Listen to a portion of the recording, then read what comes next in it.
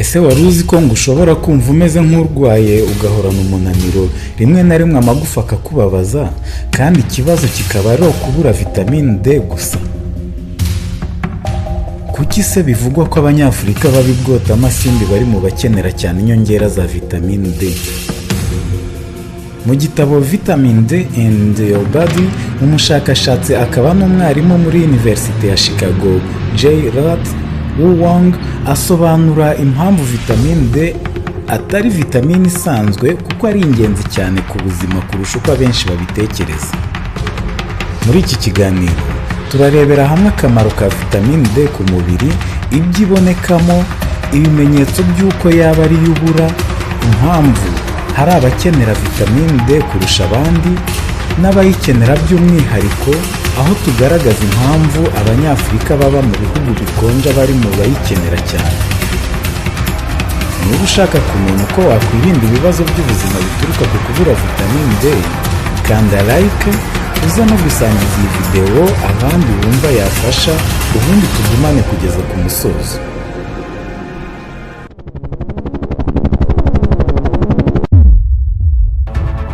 Ikaze bantu b'utuntu tw'ubwenge, tubashimiye cyane kuba mwahisemo uyu muyoboro ubagezaho inyigisho z'ubushakashatsi bwizewe ku by'ubuzima bwiza. Muri iki kiganiro turaganira ku kamaro ka vitamine D, tunagaragaza impamvu bivugwa ko abantu baba ahantu hataba izuba kenshi, cyane cyane mu bihugu bikonja, bakunze gukenera inyongera za vitamine D. Mbere yo kuvuga ku kuyibura, reka tubanze twumve impamvu vitamine D ari ingenzi cyane mu mubiri. Nk'uko iki gitabo cyavuzwe haruguru kibisobanura, vitamine D ifasha umubiri mu buryo bwinshi bukurikira. Icya mbere ni uko vitamine D ifasha gukomeza amagufa ndetse n'amenyo. Vitamine D ifasha umubiri gukurura imyunyu ya calcium na phosphorus. Iyo itabonetse bihagije rero, amagufa aba yoroshye cyangwa agacika mu buryo bworoshye. Mu bitamenywa kandi na benshi burya ni uko n'amenyo afite imiterere nk'iy'amagufa. Icya kabiri, vitamine D ifasha kongera ubudahangarwa. Vitamine D ifasha abasirikare b'umubiri gukora neza, bityo bikagabanya ibyago byo kurwaragurika. Icya gatatu ni uko vitamine D ifasha imikaya cyangwa inyama z'umubiri. Abantu bafite vitamine D nkeya bakunze kugira intege nke z'imikaya cyangwa inyama z'umubiri no kugwa kenshi, cyane cyane ku bantu bakuru. Icya kane ni uko vitamine D ifasha gushyigikira umutima ndetse n'imitsi. Ubushakashatsi bwerekana ko igira uruhare mu mikorere y'imitsi ndetse n'iy'umutima. Icya gatanu ni uko vitamine D ifasha kurinda indwara z'amagufa. Ibura rya vitamine D rishobora gutera rickets, akaba ari indwara yibasira abana, amagufa akagororoka nabi. Cyangwa hakaba n'indi ndwara yitwa osteomalacia, indwara irangwa no kugira amagufa yoroshye ku bantu bakuru. Iki gitabo gisobanura ko vitamine D ikora nka hormone cyangwa umusemburo kurusha uko yaba ari vitamine isanzwe, kuko igira ingaruka nyinshi ku bice byinshi by'umubiri. Twakwibaza tuti se none niba ari ingenzi gutya, twayikura hehe?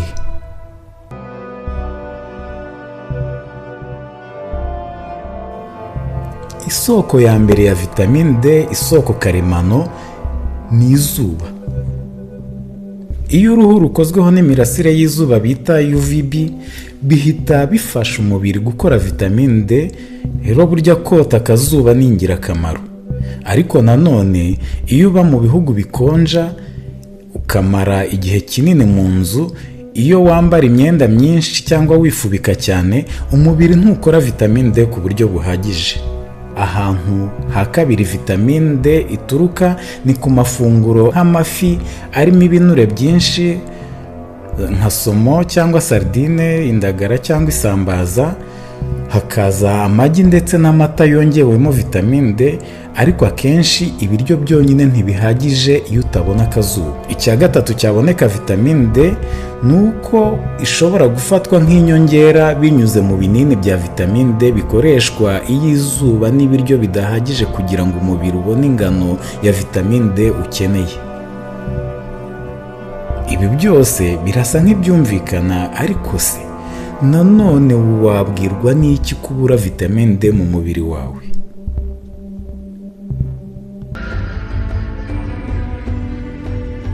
Iki gitabo kivuga ku bimenyetso bishobora kuba bitagaragara vuba, bigasaba isuzumwa rya muganga, ariko akenshi hagaragara umunaniro udasanzwe, kubabara amagufa, intege nke z'imikaya cyangwa inyama zigize umubiri, kurwaragurika bya hato na hato, ndetse no ku bana kugira amagufa adakura neza.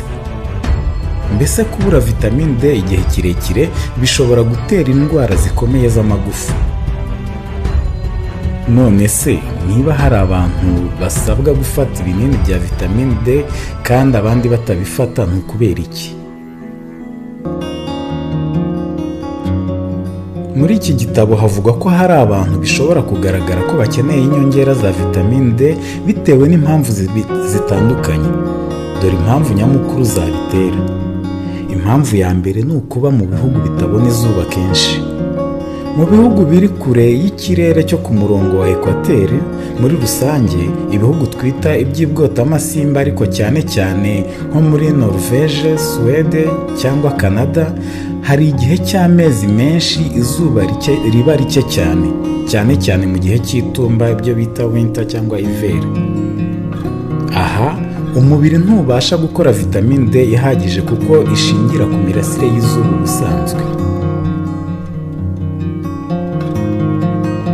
Aha kabiri, abantu bakenera kuba bafata vitamine D nk'inyongera ni ku bagira umuco wo kwambara bifubitse cyane.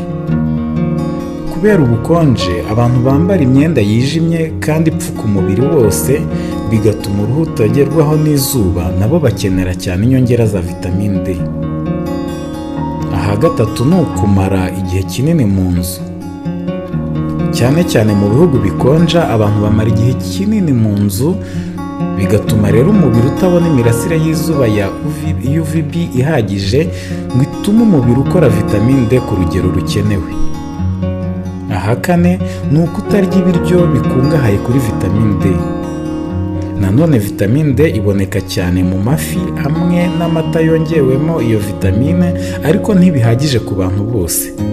Niyo mpamvu mu bihugu bimwe na bimwe bishyira vitamine D mu mata cyangwa mu mafunguro, ibyo bita food fortification.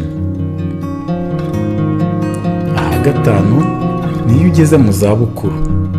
Uko umuntu agera mu zabukuru, uruhu rwe rugabanya ubushobozi bwo gukora vitamine D, noneho no kumara umwanya muto ku kazuba, kandi n'impyiko ziba zikora buhoro.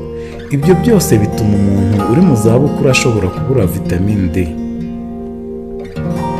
Nyuma y'izo mpamvu eshanu tubonye rero, iki gitabo gisobanura ko akenshi gufata inyongera za vitamine D biba igisubizo cyoroshye kandi cyizewe mu gihe cy'itumba cyangwa ku bantu bafite ibyago byinshi byo kuyibura nk'uko bivuzwe haruguru.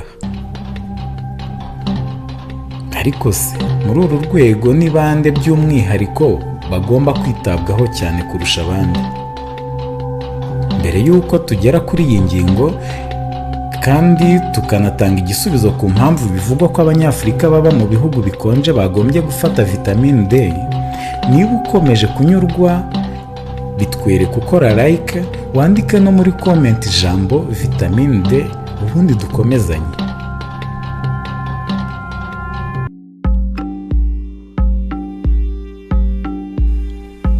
Nk'uko ubushakashatsi bubivuga, hari ibyiciro bigera kuri 6 by'abantu bakenera cyane kongererwa vitamine D kurusha abandi.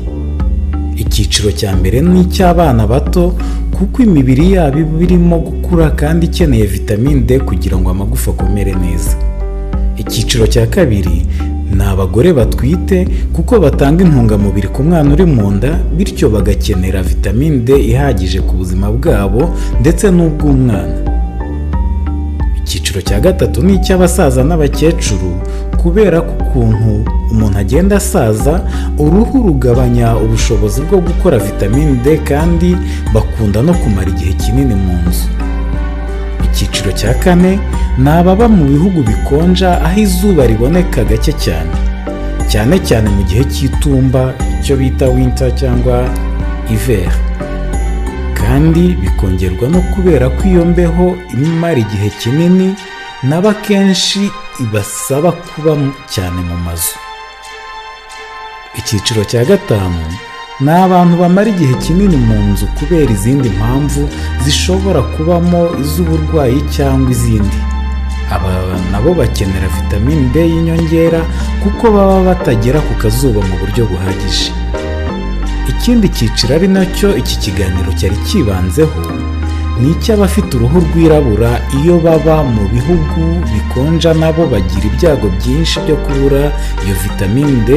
Rero kugira ngo umubiri wabo ushobore kwirinda ingaruka ziterwa no kubura iyo vitamine, bikaba ngombwa gufata inyongera ya vitamine D mu binini. Wakwibaza uti gute? Ibi biterwa n'uko uruhu rwijimye rugira melanine nyinshi. Melanine akaba ari umusemburo uba mu ruhu utanga ibara ryarwo kandi ukarinda umubiri kwangizwa n'imirasire y'izuba.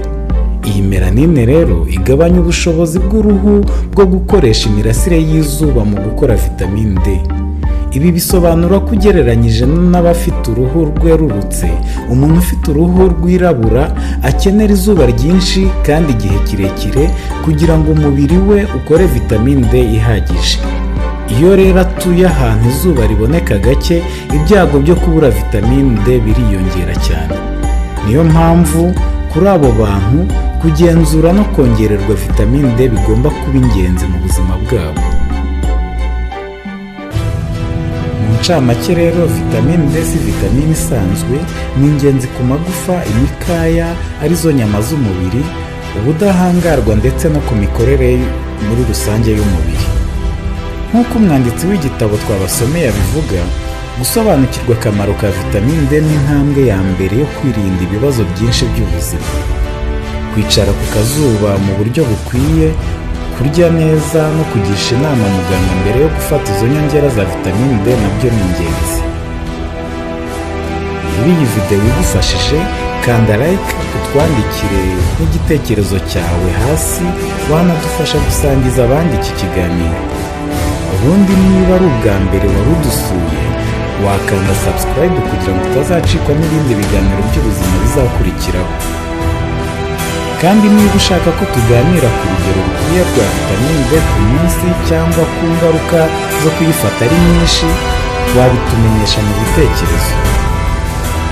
Tubonane rero mu kiganiro cy'ubutaha, aho tuzavuga ku kamaro ko kugenda n'ibirenge ku mikorere myiza y'ubwonko bwacu.